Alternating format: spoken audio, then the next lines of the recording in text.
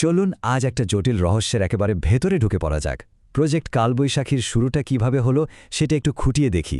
কিভাবে সামান্য দুটো জিনিস, একটা মেমোরি চিপ আর একটা পিস্তল, এক ভয়াবহ ষড়যন্ত্রের দরজা খুলে দেয়। এই প্রশ্নটাই গল্পের একেবারে কেন্দ্রে।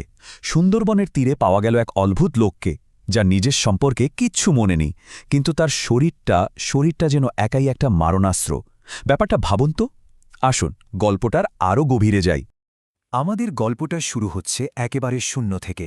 এক লোক যাকে নদীর ধারে পাওয়া গেল, শরীরে দুটো গুলির দাগ, মাথায় গভীর চোট, আর তার হাবভাব ঠিক যেন এক হিংস্র শিকারী। কিন্তু আসল যে ব্যাপারটা চমকে দেওয়ার মতো, সেটা হলো এই অদ্ভুত বৈপরীত্য। একদিকে তার মনটা একদম ফাঁকা, কিচ্ছু মনে নেই, আর অন্যদিকে তার শরীরটা যেন একটা তৈরি করা অস্ত্র, যা বিপদ দেখলেই এমনভাবে সাড়া দেয় যা সে নিজে বুঝতেই পারে না। আর ঠিক তখনই তার নিজের পোশাকের ভেতরেই সে খুঁজে পেল অতীতের সাথে প্রথম যোগসূত্র, একটা ওয়াটারপ্রুফ মেমোরি চিপ, আর তার সাথে একটা ছোট্ট চাবি। আর এখান থেকেই গল্পটা রকেটের গতিতে এগোতে শুরু করে। ভাবুন, মাত্র ২৪ ঘন্টার মধ্যে সে সুন্দরবনের জঙ্গল থেকে সোজা চলে আসে কলকাতার ভিড়ে ঠাসা শিয়ালদহ স্টেশনে। একটাই লক্ষ্য, নিজের পরিচয় খুঁজে বের করা। তো সেই চাবি দিয়ে খোলা লকারের ভেতরে আসলে কি ছিল? ওগুলো শুধু কয়েকটা জিনিসপত্র নয়, ওটা ছিল পালিয়ে বেড়ানো এক লোকের জন্য আগে থেকে তৈরি করে রাখা একটা সম্পূর্ণ নতুন পরিচয়, একটা রেডিমেড লাইফ। তো সে লকারটা খুলল, আর বলা যেতে পারে নিজের অতীতের প্যান্ডোরার বাক্সটাই খুলে ফেলল। প্রথমেই সে পেল মোটা অঙ্কের টাকা, ২ লক্ষ রুপি। এটা কোনো সাধারণ মানুষের জমানো টাকা নয়, এটা হলো কোনো এজেন্টের জন্য তৈরি করা একটা এমার্জেন্সি কিট। এরপর সে যা পেল সেটা তার পরিচয় নিয়ে সব ধারণাই বদলে দেয়।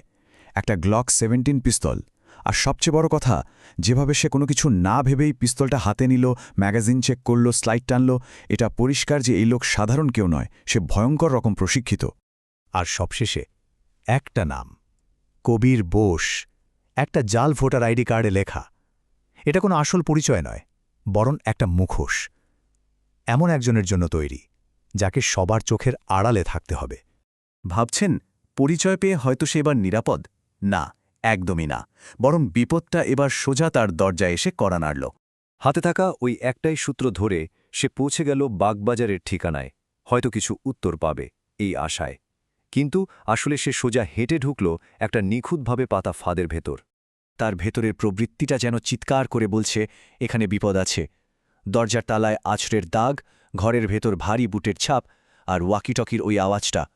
সে বুঝে যায় এই বাড়িটা কোনো সেফ হাউস নয়, এটা একটা মৃত্যু ফাঁদ, আর শিকার সে নিজেই।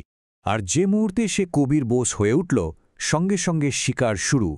এক অজানা এজেন্সির একটা হিট স্কোয়াড তাকে খতম করার জন্য ঝাঁপিয়ে পড়ে। গুলি, ধাওয়া, ছাদের উপর দিয়ে দৌড়, সব মিলিয়ে এটা পরিষ্কার হয়ে যায় যে সে এমন একজন যাকে ওই এজেন্সি যে কোনো মূল্যে সরিয়ে দিতে চায়। তাহলে পুরো ব্যাপারটা থেকে আমরা কি বুঝলাম?